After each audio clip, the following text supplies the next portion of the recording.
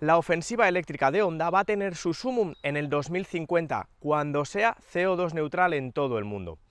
Pero su estrategia comercial y electrificada se ha adelantado nada menos que 5 años, pues en este 2023 acaba de anunciar el lanzamiento de 3 nuevos modelos, a los que suma una moto. Y entre los 3 modelos, la gran referencia, la gran punta de lanza, va a ser sin duda este ZR-V que tengo aquí a mi lado y que hoy en Periodismo del Motor, canal al que espero que estés suscrito y con la campanita activa, vamos a conocer y a conducir por primera vez en su presentación internacional. Un modelo de suma importancia para la firma japonesa, pues se inscribe directamente en uno de los segmentos de mayor demanda actualmente, el de los todocaminos compactos. ¿Va a tener su trozo de pastel? Pues eso es lo que vamos a ir descubriendo ya mismo en este vídeo.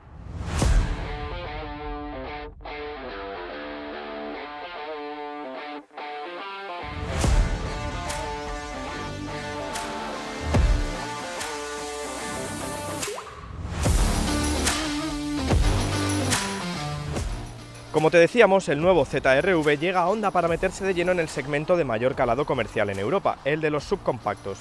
Mide 4,56 metros de largo por 1,84 de ancho y 1,62 de alto, por lo que se sitúa justo entre medias del HR-V y del CR-V, del que Honda además acaba de presentar su última generación. Si bien al primer golpe de vista se le percibe como un Honda, los diseñadores japoneses han querido dar una vuelta de tuerca a su estética, tal y como se percibe en el frontal, completamente novedoso y diferente al de cualquier otro Honda que hayáis visto hasta el momento. No os voy a engañar si os digo que a mí me parece que han fusionado el diseño de dos sub, uno italiano y otro también japonés, pero quiero que me lo pongáis aquí en comentarios cómo está vuestra imaginación o si yo estoy en lo cierto. Vamos con los elementos. Destaco principalmente una parrilla más baja, separada del capó, que da una sensación mucho más dinámica y además enfatiza el diseño del propio capó, que está muy esculpido, sobre todo con estas dos líneas de tensión. Una parrilla que, por cierto, tiene un tramado diferente en función del acabado que escojamos, pero eso ya lo veréis más tarde. Luego tenemos estos grupos ópticos muy afilados con una luz diurna en forma de L y tecnología Full LED desde el acabado más básico.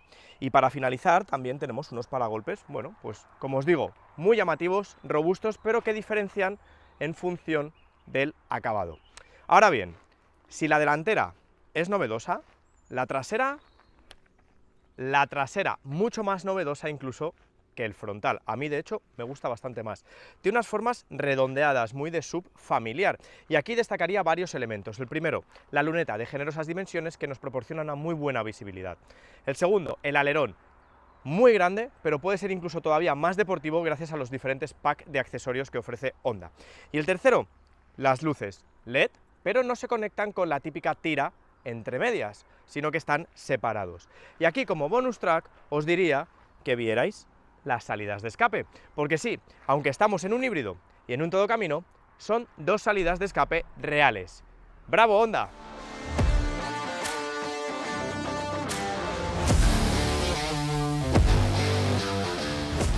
El resto se completa con unas llantas de hasta de 18 pulgadas, pasos de rueda embellecidos en negro piano que le dan un toque elegante y una superficie acristalada amplia.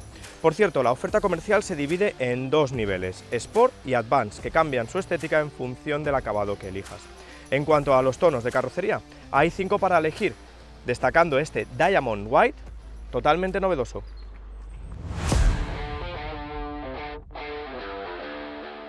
En el interior, las semejanzas con el Civic son más evidentes y el puesto de conducción es casi un calco del compacto. Solo varía el túnel central, que es completamente nuevo en este ZR-V.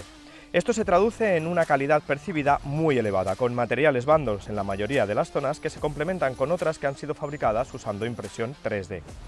La digitalización está fuertemente presente con un cuadro de instrumentos de 10 pulgadas de serie en el acabado Advance y un monitor central de 9 pulgadas que ofrece un sistema multimedia sencillo pero intuitivo en el manejo. Además, los mandos de la climatización están separados de la misma, mejorando así la ergonomía y el uso. A todo ello se suma la gran novedad de este ZR-V, y es que es el primer Honda en montar levas tras el volante, realizadas en metal, aumentando la presencia general. Otro punto a destacar, el amplio número de huecos portaobjetos presentes que facilitan la colocación de nuestros enseres. Lógicamente, al tratarse de un SUV, la postura de conducción es más elevada que la del Civic, hecho que ha obligado igualmente a elevar esa consola central de nuevo cuño. Por su parte, los asientos nos han parecido bastante correctos a la hora de sujetar nuestro contorno y de ofrecer un elevado confort. Pero si hablamos de confort, hay que irse a la zona trasera, porque como buen Honda hace gala de un espacio trasero muy amplio. Ya lo estáis viendo, para un conductor de 1,80 como soy yo, con el asiento colocado para él, tengo espacio de sobra y eso se consigue gracias a los 2,67 metros de distancia entre ejes. La verdad es que está muy bien, pero aquí, ojo, voy a poner un pero, y es que la posición de los pies es demasiado elevada. Bueno, no se podía pedir todo, ¿verdad? Dicho esto, tenemos una zona trasera, como veis, muy luminosa, con una superficie acristalada también muy buena. Tenemos elementos de confort, como son las salidas de aire y dos tomas USB de tipo C. Y aquí, una de las grandes ventajas también es que pueden ir para viajes de momento un poco más esporádicos 3, porque no tenemos un túnel central muy voluminoso, pero tanto la butaca como el respaldo son incómodos. Ahora bien, no todos los Honda van a ser perfectos, y entendedme lo que os digo.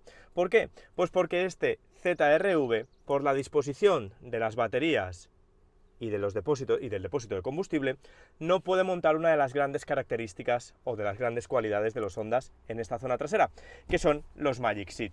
Aquí no están disponibles, y es una pena, porque aumentaríamos la versatilidad de uso y sobre todo la superficie de carga, porque el volumen es un poquito justo.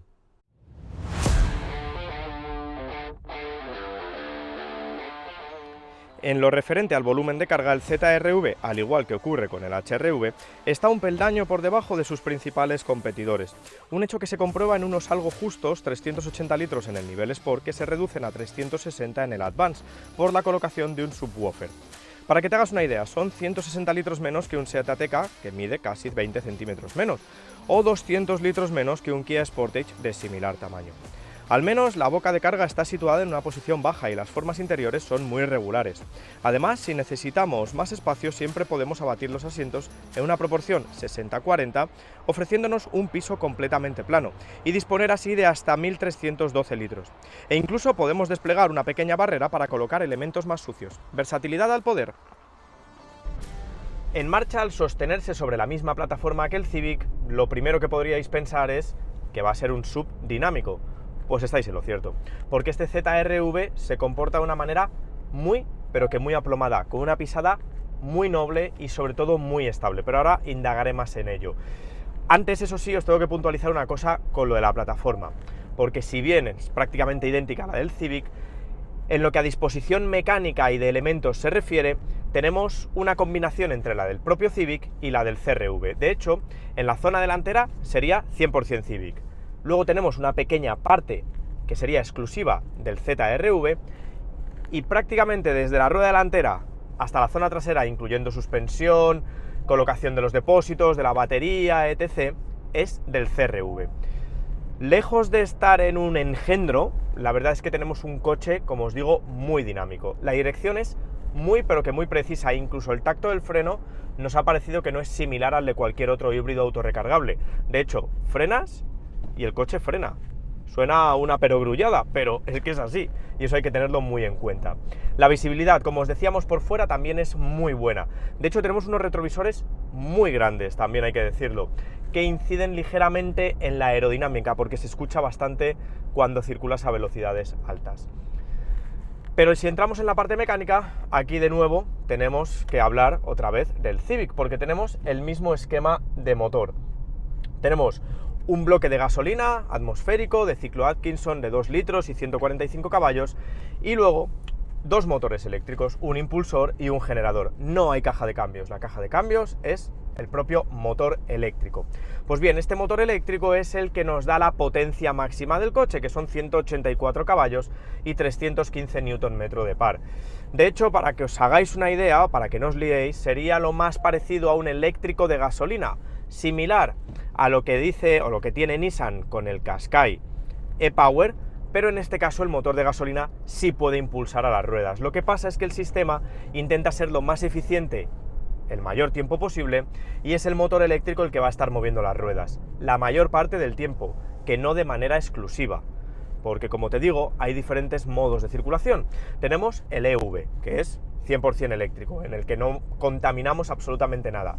El híbrido, en el que el sistema va a ser lo más eficiente e intentando tirar lo máximo posible con el motor eléctrico, que va a ser el que mueva las ruedas. De hecho, aquí el motor de gasolina se convertiría en un generador. Y luego está el modo Engine, en el que aparece el motor de gasolina, se acopla mediante un embrague y es el que nos mueve. Ahí tendríamos la única opción de tener esos 145 caballos. Pero cuando realizas el top speed, o las máximas prestaciones, que por cierto son de 8 segundos para el 0 a 100 y 173 km por hora de velocidad punta, va a intentar ser siempre el motor eléctrico. Dicho esto, estáis viendo que estoy realizando bastantes paellas, cambios de apoyo, curvas. El coche es súper estable. Y además, una de las ventajas de este sistema mecánico es que es muy, pero que muy eficiente. Ya lo vimos en el Civic y lo extrapolamos también a este coche. Es cierto que es un coche un poco más alto, menos aerodinámico, pero homologa un consumo medio de 5,8 litros a los 100. No os voy a decir que lo hemos conseguido, pero si eres capaz de circular de una manera más o menos eficiente, vas a estar rondando fácilmente los 6 litros con 3. Ahora bien, cuando lo tengamos más en prueba, vamos a poder sacar un consumo mucho más exhaustivo y mucho más preciso. En los modos de conducción que os decía, son unos modos de conducción que realiza el sistema de manera automática. Tenemos también la posibilidad de elegir entre 4 modos de conducción, otros 4 modos, que serían los conocidos dentro de Honda. El Econ, más eficiente, el normal y el deportivo. Cada uno de ellos va a permitir que entren en funcionamiento esos otros 3 modos que os he dicho. Pues si vas en el Eco o en el Econ, será más fácil que entre el modo EV e incluso el híbrido. Y si vas en el deportivo, en el Sport, pues cuando aceleres de una manera un poco más contundente, va a ser el motor de gasolina el que te mueva. Pero luego tenemos un modo de conducción exclusivo, y es el primer sub de Honda en tenerlo, y es el Snow, con el que, lógicamente, como pasa en otros muchos coches de esta categoría, mejora el sistema de tracción para tener la máxima motricidad sobre superficies deslizantes. ¿Qué más os puedo contar? Bueno, pues que tenemos un sistema de regeneración de la energía en las fases de frenado con levas. Esas levas tan bonitas que os hemos dicho que son de metal, pues tenemos hasta 4 niveles diferentes de retención. No llegan a ser como los de un eléctrico, pero la verdad es que en conducción urbana sí hemos notado que retiene bastante. Puedes incluso, si sabes anticipar muy bien la frenada, realizar una conducción de un solo pedal, lo cual te va a permitir gestionar de una manera más eficiente la vida de elementos como los discos o las pastillas de freno.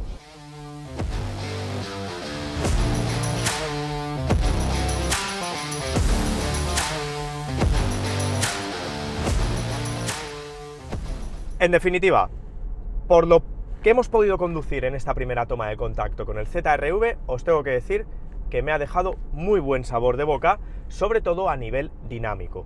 Cierto es que hay en algunos momentos en que la sonoridad del motor podría ser un pelín mejor, sobre todo en las grandes aceleraciones, pero la relación entre empuje y sonido del motor es buena, tiene buenas prestaciones, pero sobre todo la puesta a punto del chasis me ha parecido de lo mejorcito que hay en la categoría.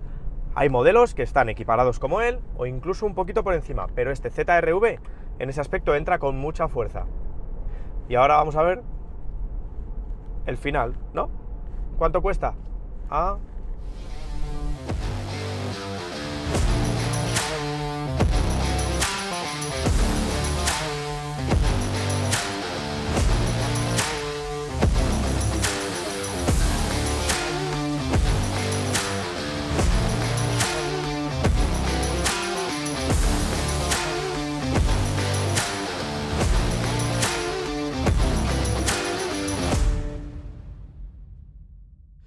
Bueno, pues llegamos al final de esta toma de contacto de un modelo de suma importancia para Honda, como hemos ido viendo.